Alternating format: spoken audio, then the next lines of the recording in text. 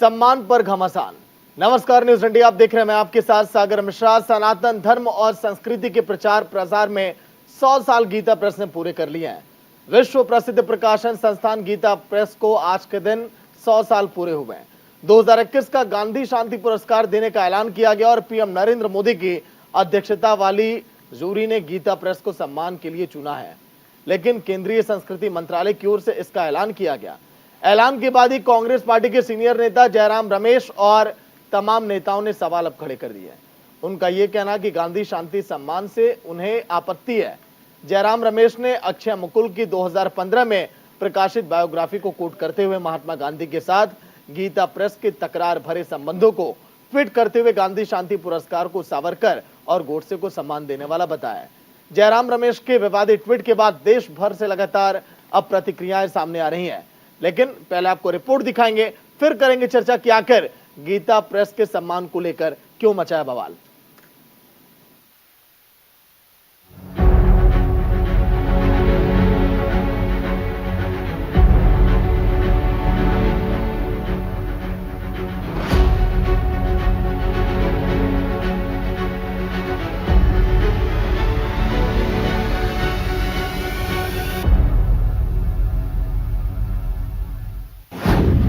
Gita press को 2021 का गांधी शांति सम्मान पर कांग्रेस नेता जयराम रमेश परेशान। सम्मान में कांग्रेस को दिखे गोडसे और सावरकर।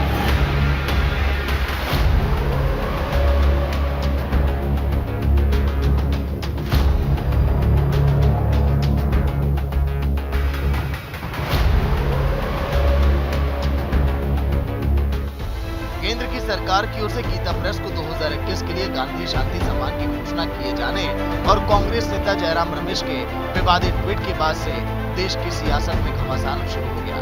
कांग्रेस नेता ने गीता प्रेस को गांधी शांति सम्मान दिए जाने को सावरकर और गोडसे से जोड़ दिया, जिसके बाद सम्मान पर घमासान शुरू हो गया। चलिए सबसे पहले आपको जयराम रमेश का वो बयान बताते हैं जो इस पूरे सियासी घमासान का कारण बना हुआ है। कांग्रेस नेता जयराम रमेश ने ट्वीट करते हुए लिखा कि 2021 के लिए गांधी शांति पुरस्कार गोरखपुर में गीता प्रेस को प्रदान किया गया है, जो इस साल अपनी शताब्दी मना रहा है। अक्षय मुकुल की 2015 में बहुत अच्छी बायोग्राफी आई थी। इसमें उन्होंने गीता प्रेस के महात्मा के साथ तकरार भरे संबंधों और राजनीतिक, धार्मिक और सामाजिक एजेंडों पर उनके साथ चली लड़ाइयों का खुलासा किया है। ये फैसला वास्तव में उपहास और सावरकर और गोडसे को पुरस्कार देने जैसा है। कांग्रेस नेता का विवादित ट्वीट जंगल में आग की तरह फैल गया और बीजेपी और बाकी हिंदू संगठनों को कांग्रेस को घेरने का एक और मौका मिल गया। असल में ये बेवकूफ हैं। इनको जो है वो एक तरह से जो देश के संस्कार और देश की सनातनी संस्कृति है उससे उनको चिढ़ सी है और उनको लगता है कि ये तो जो है वो किसी को इसका जो है अधिकार ही नहीं है। हम तो जो है वो सेकुलर सिंडिकेट के सबसे बड़े जो है वो सूरमा हैं, तो सेकुलर सिंडिकेट के सूरमाओं को ही सब कुछ अधिकार है, जिन्होंने देश के संस्कार, देश की संस्कृति और देश के संकल्प को सशक्त बनाया है, उनको कुछ नहीं है। कांग्रेस तो अपने को ही नारायण समझती है, अपनी सेवा कराना चाहती है। जरूरत पड़ने पे अपनी ही सारा जितने करप्शन के केसेस हैं 12 लाख करोड़ के, वो बताते हैं कि ये लोग अपने अलावे, अपने परिवार के अलावे किसी का सोचते ही नहीं। तो ऐसे लोग गीता प्रेस के सम्मान का कभी सम्मान कर ही नहीं सकते। वहीं गीता प्रेस को गांधी शांति सम्मान दिए जाने पर आरजेडी पार्टी ने भी आपत्ति दर्ज की है। पार्टी नेता मनोज कुमार झा ने भी गीता प्रेस को गांधी शांति सम्मान नहीं दिए जाने की वकालत की। आपको बता दें कि बीते रविवार को पीएम नरेंद्र मोदी की अध्यक्षता वाली एक समिति ने वर्ष 2021 का गांधी शांति अवार्ड गोरखपुर स्थित गीता प्रेस को प्रदान करने का निर्णय लिया है। गीता प्रेस को गांधी शांति सम्मान अहिंसक और दूसरे गांधीवादी तरीकों से सामाजिक, आर्थिक और राजनीतिक परिवर्तन की दिशा में योगदान के लिए दिया जा रहा है। साल 1995 में राष्ट्रपिता महात्मा गांधी की 125वीं जयंती के अवसर पर उनके आदर्शों के प्रति श्रद्धांजलि के रूप में इस अवार्ड को देने की शुरुआत की गई।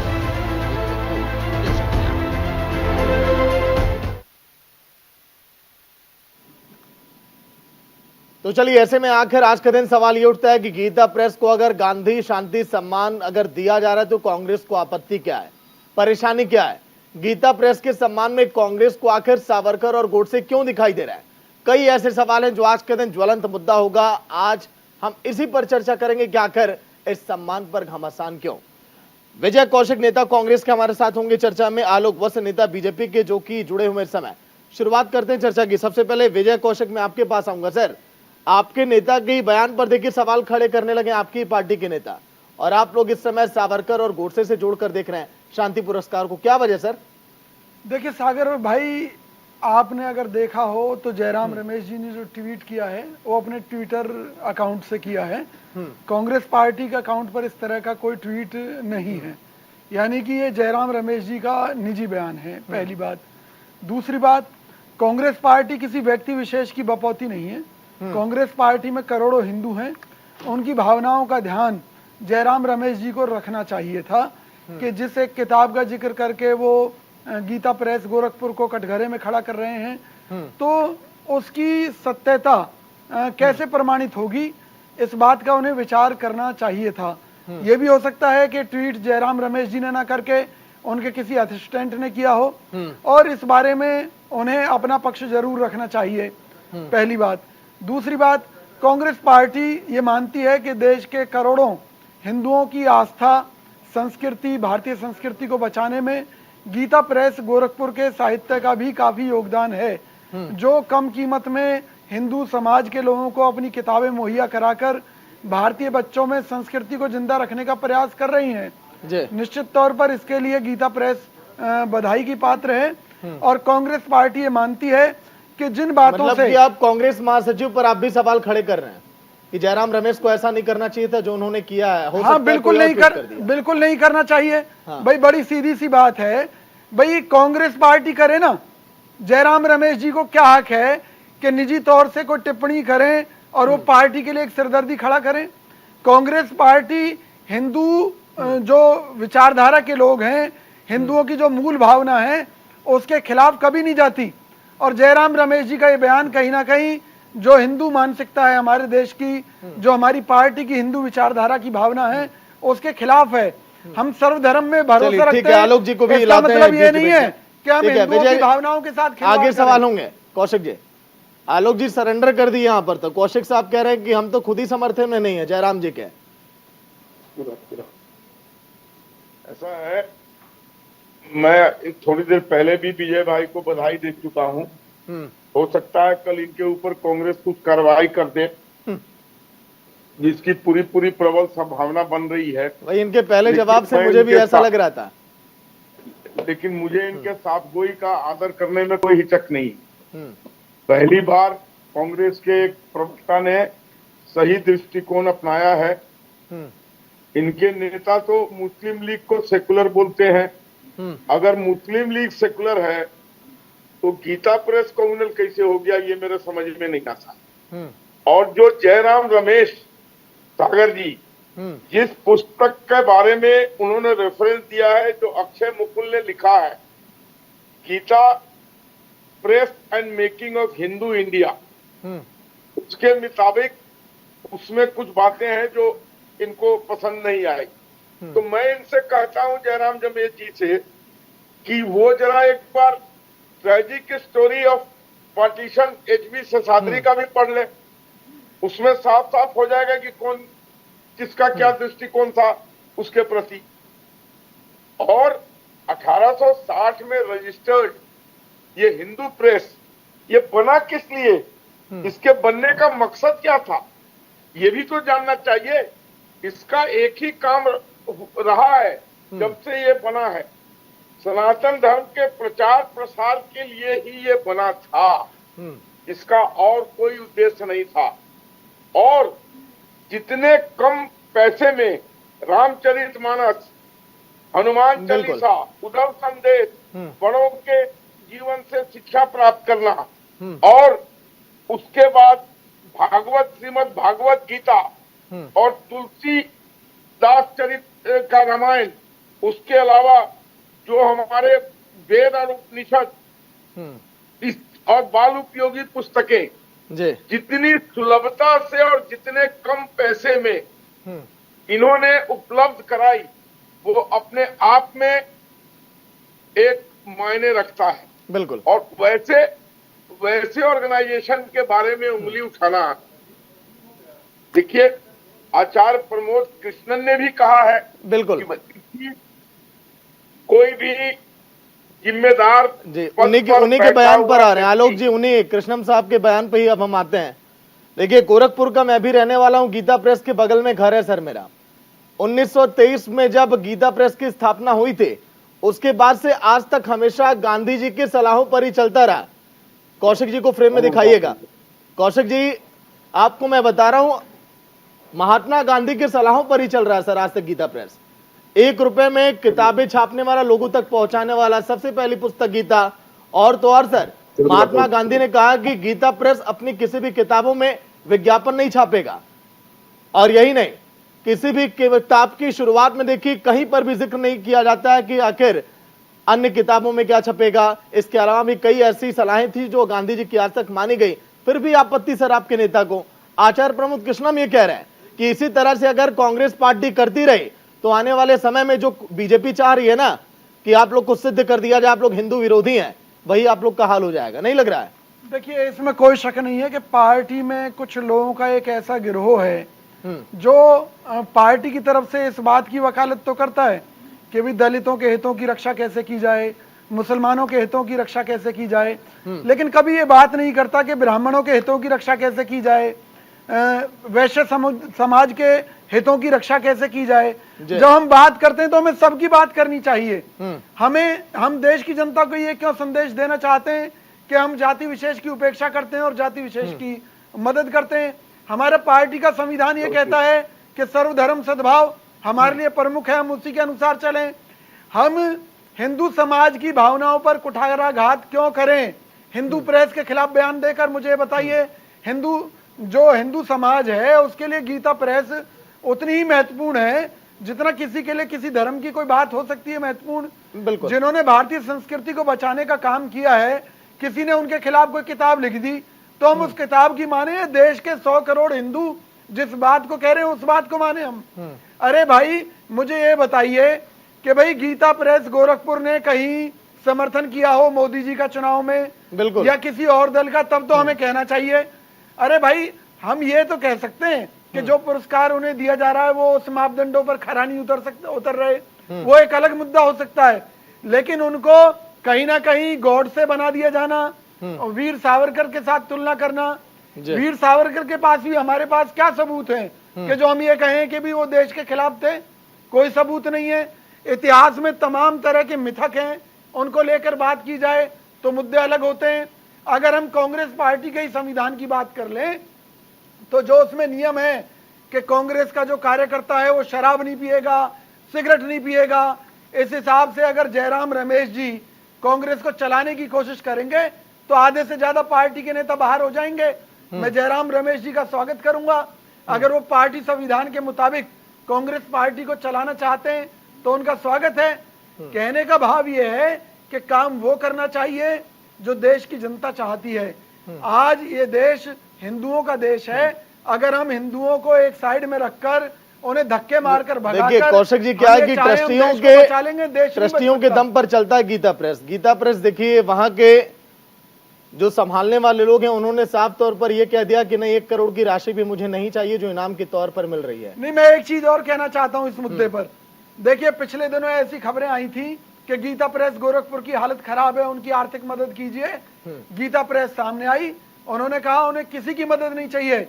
जब आज के दौर में किसी को चंदा मिलने की संभावना होती है तो लोग इतनी बड़ी झोली फैला देते थे। बिल्कुल। और उन्होंने ये कहा कि नहीं हमें नहीं चाहिए। कितनी बड़ी बात है। आज मोदी जी जो है पीएम केयर्स के नाम पर आज भी झोली फैलाए हुए हैं। तो उन परिस्थिति में अगर कोई संस्था एक अच्छे आदर्श स्थापित करती है तो हमारी पार्टी कांग्रेस पार्टी उनका स्वागत करती है। हाँ, पुरस्कार देने को जो मापदंड बने हैं उन मापदंडों को लेकर कहीं हमें कुछ हो सकता है कि शिकायत हो, लेकिन हमें गीता प्रेस से कोई शिकायत नहीं है। उसने निश्चित तौर पर भारतीय संस्कृति के लिए एक बेहतर काम किया है और कांग्रेस पार्टी उसकी सराहना करती है। चलिए आलोक जी, देखिए गीता प्रेस की तारीफ में हमारे कौशिक साहब अब कसीदे पढ़ रहे हैं। कोई बड़ी बात नहीं है, कल के दिन इनका बयान ट्विटर पे ट्रेंडिंग में चला जाए और कांग्रेस इन पर कार्रवाई कर दे, क्योंकि जयराम रमेश कांग्रेस के महासचिव हैं। ये भी आचार्य प्रमोद कृष्णम की तरह खुलकर ये कह रहे हैं कि पूरी तरह से जयराम रमेश ने गलत किया है। लेकिन आलोक जी बताइए, लगभग 42 करोड़ किताबें छापने वाला गीता प्रेस, 1-1 रुपए में लोगों तक गीता पहुंचाने वाला, धार्मिक किताबें लोगों के दरवाजे तक जा रही हैं। गाड़ियां अपने नोएडा में और दिल्ली में भी देखिए हर जगह दौड़ती रहती हैं, आपने देखा होगा। उस पर सवाल खड़े करना और जो विचारधारा कांग्रेस की इस समय पूरे देश भर में है, जिस पर बीजेपी चुटकी लेती है, जिस पर आप लोग बताइए मुद्दा जिसको बना देते हैं, वही गलती यहां भी लोग कर बैठे हैं। आलोक जी देखिए, मैं विजय भाई को बधाई देता हूं। आज के डिबेट में ज्यादा बधाई मत दीजिए मुझे, मैं भाजपा के खिलाफ हूं। स्वयं कर दिया और थोड़ा बहुत जो बचा था वो आचार्य प्रमोद कृष्णन ने कर दिया कि राजनीतिक जीवन में जिम्मेदार पदों पर बैठे व्यक्तियों को इस तरीके का हिंदू विरोधी बयान नहीं देना चाहिए। इसका खामियाजा उनको सदियों तक भुगतना पड़ेगा। कितने दूर की बात कह गए वो। और इनके नेता अभी अमेरिका में कुछ दिन पहले उन्होंने बयान दिया था, शायद आपके भी टेलीविजन पर वो चला था, कि मुस्लिम लीग इज सेकुलर। अगर मुस्लिम लीग सेकुलर है तो वर्ल्ड का largest publisher of Hindu religious books वो कम्युनल कैसे हो जाए? जरा मुझे ये समझाने की कोई कोशिश करें ना, मैं जवाब देता हूं इसका। देखिए, जितनी सरल और सुलभता से और जितने चरित्र और चरित्रवान बनके गीता प्रेस ने अपने को संयमित रखा है, आज भी नरेंद्र मोदी जी की अध्यक्षता में गठित कमेटी के द्वारा जो उनको ये सम्मान मिल रहा है, गांधी पुरस्कार, शांति पुरस्कार, इन्होंने कहा है कि हम प्रशस्ति पत्र ले लेंगे लेकिन 1 करोड़ की राशि हम नहीं लेंगे। बिल्कुल। इतनी मुफलिसी में, इतनी गरीबी में एक वक्त था सागर जी जब ये बात आ गई थी कि गीता प्रेस बंद होने की कगार पे, गीता प्रेस बंद हो जाएगा, वो अब नहीं चला पा रहा अपने को। तो मध्यम वर्गीय हम और आप जैसे लोगों को मैं धन्यवाद देता हूं, और कुछ मारवाड़ी संस्थाओं को जिन्होंने अपने छोटे छोटे चंदे देकर इसके चरित्र को जीवित रखा, इसकी ईमानदारी को जीवित रखा। आज सनातन धर्म जब विजय कौशिक जी आपको करेक्ट कर रहे हैं, कह रहे हैं कि कुछ गलत बातें आपने बोल दी है, कह रहे हैं कि मैं इससे सहमत नहीं हूं। बोलिए कौशिक जी। आलोक भाई, जब ये बातें आई थी तो गीता प्रेस ने कंफर्म किया था कि उनकी कोई आर्थिक हालात खराब नहीं है और उन्हें किसी का चंदा नहीं चाहिए। तो इसलिए ये कहना कि लोगों के चंदे से वो पुनर्जीवित हुई, ये कहना गलत होगा। हो गई थी, शायद सागर जी इस बात की पुष्टि करेंगे, कर दें सागर जी, मैं मान लूंगा। देखिए क्या है सर कि गीता प्रेस की अगर बात करें तो हमेशा ट्रस्टियों के दम पर ही चला आलोक जी। जो खबरें चली उसी का उन लोगों ने खंडन किया कि नहीं ऐसा नहीं हो सकता कि ट्रस्टी आगे बढ़कर आ गए हो, तो उन लोगों ने कह दिया कि नहीं अभी साथ हम खड़े, हिम्मत जुटाएं। और देखिए मुझे लग रहा है कि जो पीएम नरेंद्र मोदी के नेतृत्व में इस समय ये पुरस्कार दिया जा रहा है, ये हौसला उन लोगों का और बढ़ाएगा। लेकिन विजय कौशिक जी, मैं ये कहना चाह रहा हूं सर, हर एक हिंदुओं के घर में इस समय गीता प्रेस की छपी, इस समय गीता की किताब रखी हुई है सर।